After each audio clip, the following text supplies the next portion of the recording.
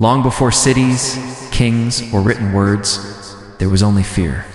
The world was filled with dangerous giant beasts with sharp teeth, endless nights without fire, storms that could sweep away entire families.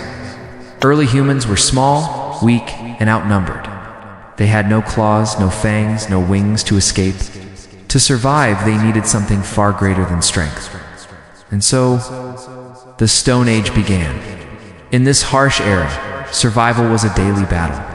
Every sunrise meant hope, and every nightfall meant terror. Yet hidden deep inside the human mind, there was a spark. Unlike the animals around them, humans could imagine, plan, and remember. A broken stone became a weapon. A sharpened edge turned prey into food.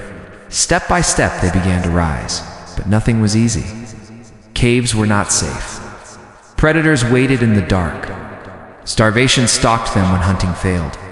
And still, humans endured. They learned to move together, to share, to protect each other. Their weakness became strength. Fear became courage. The first chapter of humanity was not written with ink, but with stone and blood. The Stone Age was not just the beginning of history, it was the proving ground. And those who survived would change the world forever. Night was the greatest enemy. When the sun fell, the world belonged to predators. Eyes glowed in the dark, claws scraped the ground, and the weak humans huddled together, trembling. They had no walls, no armor, no safe shelter. For thousands of years, darkness meant fear. Then, something changed. Somewhere in the deep past, lightning struck a tree. Flames leapt into the air, bright and alive. At first, humans only watched. They feared the fire, just as animals did. But curiosity was stronger. They reached out, slowly, carefully, and took the burning branches. For the first time, humans carried the sun in their hands. Fire was not just light. It was warmth against freezing nights. It was cooked food that gave strength. It was protection, for no beast dared challenge the flame. Around the fire, humans gathered, spoke, and planned. It was the first true weapon of humanity, and it changed everything. But fire was also dangerous. A careless ember could destroy a camp. Too much smoke could choke them. They had to learn, step by step, to master it. Yet once they did, the balance of power shifted. Humans were no longer helpless prey. With fire at their side, they could hunt greater beasts, travel farther and dream of more. The age of fear was ending. The age of mastery had begun. A broken rock may seem useless, but to early humans, one sharp edge meant survival. With a single strike, a stone could cut meat, scrape hides, or carve wood. From these small discoveries came the first real tools, and with them, humanity's rise truly began. At first, the tools were simple. Rough hand axes, sharp flakes, heavy clubs, but each piece of stone carried power. With a sharpened tip, a spear could bring down prey much larger than a man. With a cutting edge, a hunter could tear through thick skin and bone. The world was no longer untouchable. It could be shaped, cut, and controlled. But these tools were more than weapons. They were symbols of thought. Every chipped stone proved that humans could imagine something before it existed. Unlike any beast, they planned, tested, and improved. One idea spread from one hand to another, from one tribe to the next. Slowly, the knowledge of tools became the lifeline of survival. Yet every advance brought new challenges. Hunting greater animals was dangerous. Rival tribes fought for resources. Blood was spilled, not just against predators, but against each other. Still, humans pressed forward. With stone in hand, they were no longer fragile wanderers. They were inventors.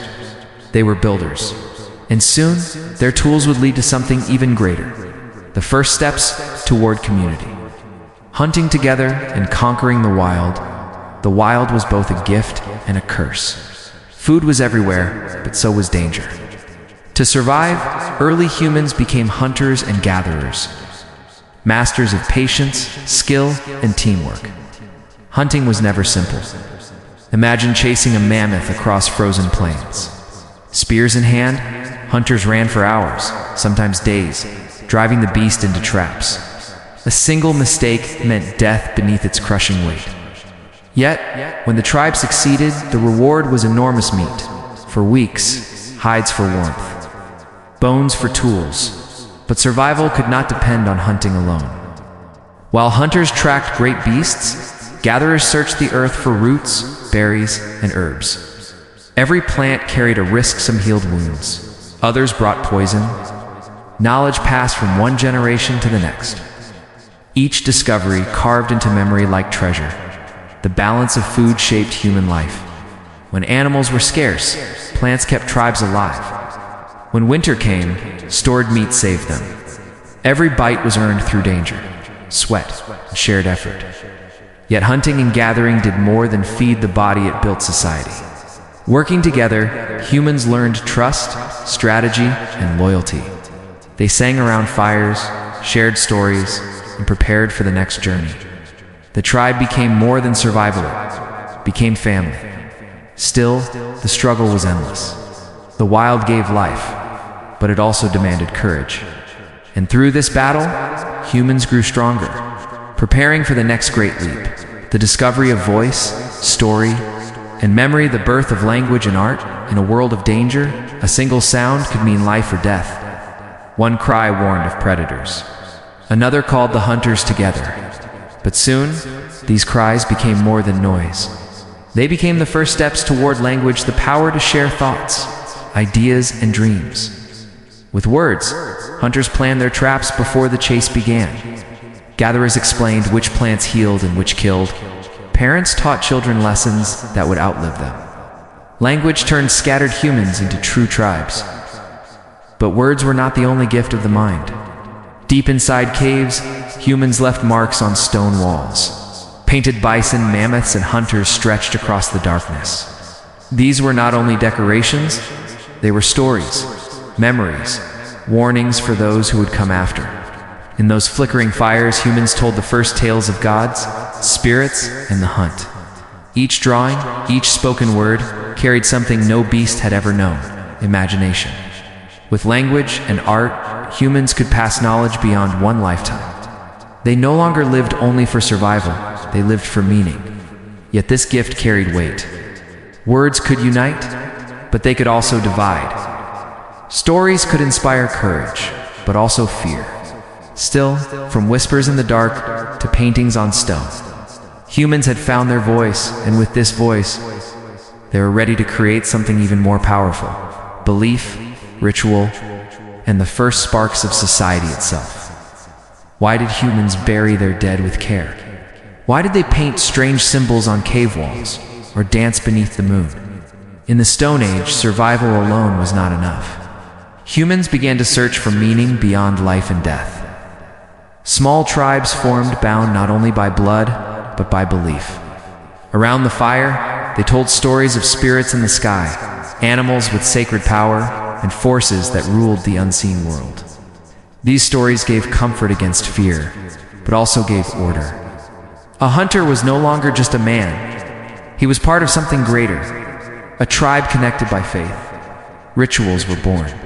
The dead were buried with tools, food, or ornaments, as if they would need them in another world. Hunters painted themselves before the chase, believing it brought strength. Songs and dances echoed in the dark, turning fear into courage. But belief was more than survival, it was unity. Tribes stood together because they shared the same rituals, the same gods, the same hopes. A people without claws or fangs had built something far stronger: society. Yet with unity came conflict. Different tribes believed in different spirits. Some joined together, others fought. The first sparks of human culture were also the first sparks of rivalry. Still, the age of tribes had begun. And soon, their growing power would push humanity to the greatest change of all: the end of wandering, and the birth of farming villages and civilization. The Stone Age began with fierce small, bands of humans fighting to survive against a world of beasts and storms. But after thousands of years, something remarkable happened. Humanity no longer followed the wild. They began to shape it. The first great change was farming.